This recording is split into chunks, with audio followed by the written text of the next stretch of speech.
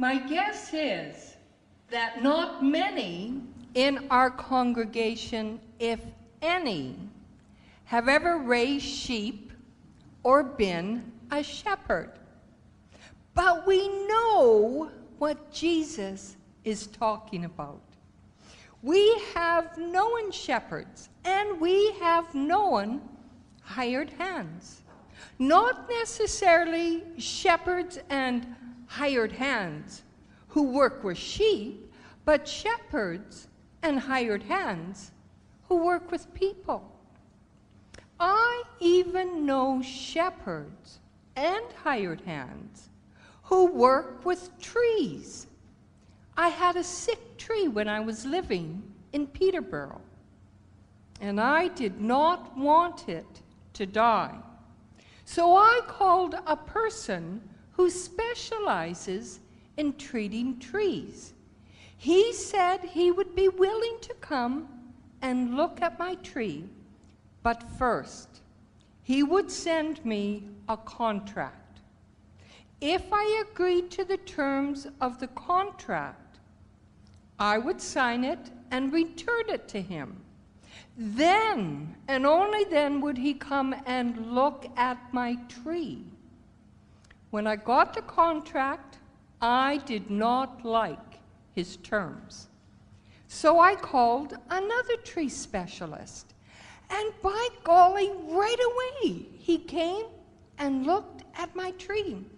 He examined it, explained what was wrong, and suggested a treatment plan. I enjoyed talking with him.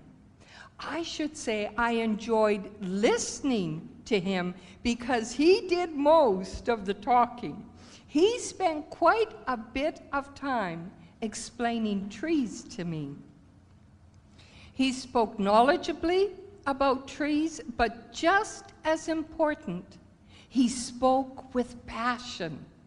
He obviously loved his work. He loved making sick trees well. He loved saving beautiful trees. Unlike the first tree specialist, I think the second tree specialist really wanted to save my tree. I think he really cared. I thought at the time that if it could be done, he would do it. I think that he was a shepherd, and I think the other man was a hired hand. It's all a matter of attitude, and attitude is important. We know shepherds and hired hands in every area of our life. I am thinking of a teacher who was much loved by his students. He had a great sense of humor, and the kids never quite knew what he was going to come up with next. It wasn't that he would let them get away with anything. He made them work and behave themselves, but he also had fun. There was a part of him that never grew up, and the kids loved it. He enjoyed being with children, and they enjoyed being with him. I wish that every teacher had some of his childlike charm and his shepherding love. He was a shepherd, not a hired hand. Several years ago, when the daughter of my friend died, my friend's employer persuaded her to take time off work. "Don't worry about your job," he said. "Everything will be okay. Just take care of yourself." So my friend did. She took the time off work that she needed.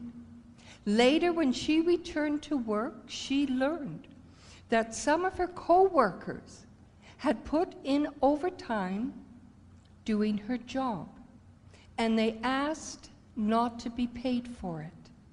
It was their gift of love to my friend. They said they wanted to give her some time for tears, memories, rest, and prayers. So often, we think love is about emotions, feelings, and sweet words. There's nothing wrong with those things, and they can be a legitimate part of love. We all want to be told we are loved. We want to feel the warmth and security and tenderness that comes with love. At some point, however, love, if it is to be real, must become tangible, revealed not only by words and feelings, but by actions. In my friend's case, her co-workers offered practical love through teamwork and overtime. It was, in a very real sense, a shepherding love. Little children, John writes in his first letter, let us love not in word or speech, but in truth and action. Jesus lived out his love. He is our guiding light. He is our example. I am the good shepherd, he said. Nobody else is the good shepherd, only Jesus. Yet Jesus is calling each one of us into the role of a shepherd ourselves.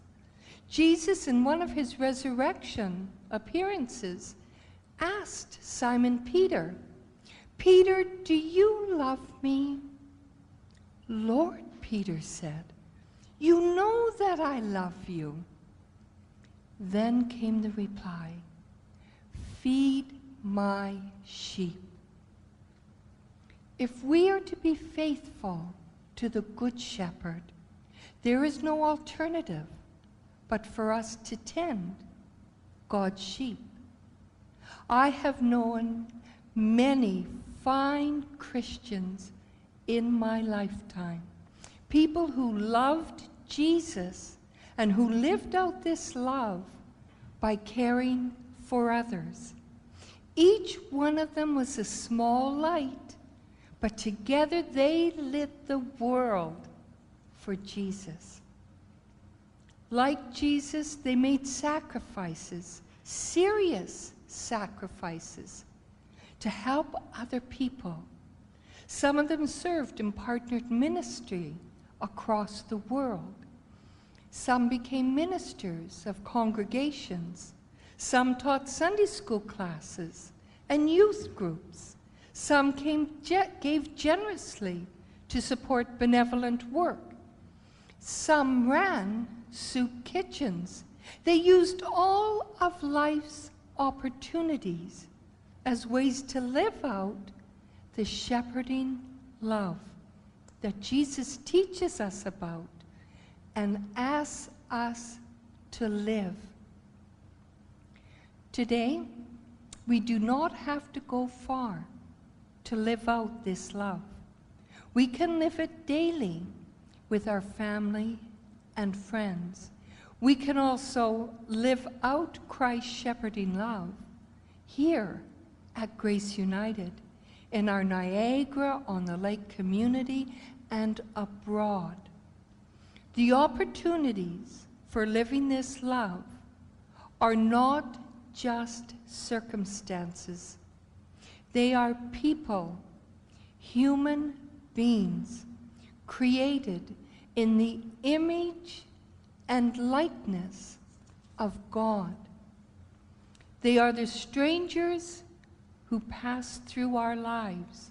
They are the anonymous ones, talked about as issues of poverty, hunger, homelessness.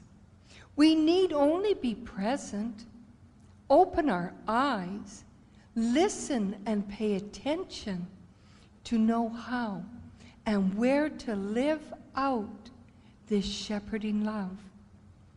It is always choice, rooted in compassion for and a willingness to do something about the life and needs of others, whether they are in our own families, our faith community of grace, or on the other side of town.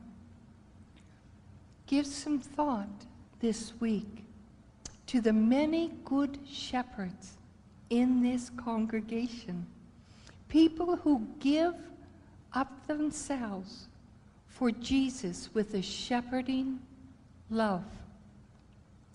They are the people who sing in the choir. They are the folks volunteering for committees.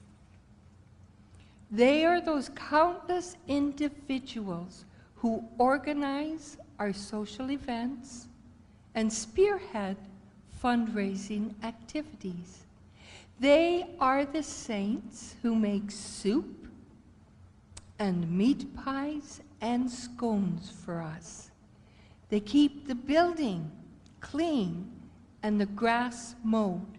And well, the list just goes on and on. This week, pray for these good shepherds. Pray for them by name. Give thanks for them and ask God to bless them and their work. Include yourself in that prayer.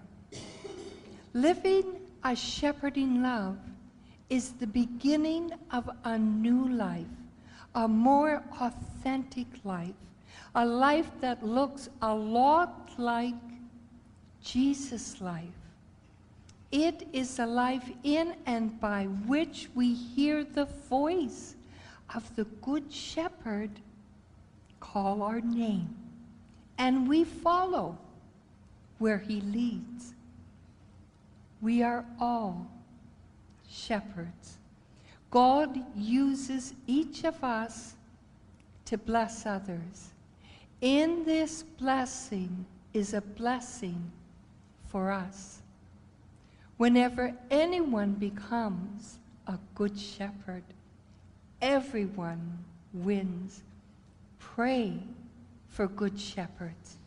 Give thanks for good shepherds. Be a good shepherd as you offer God's shepherding love to others. All thanks be to God. Amen.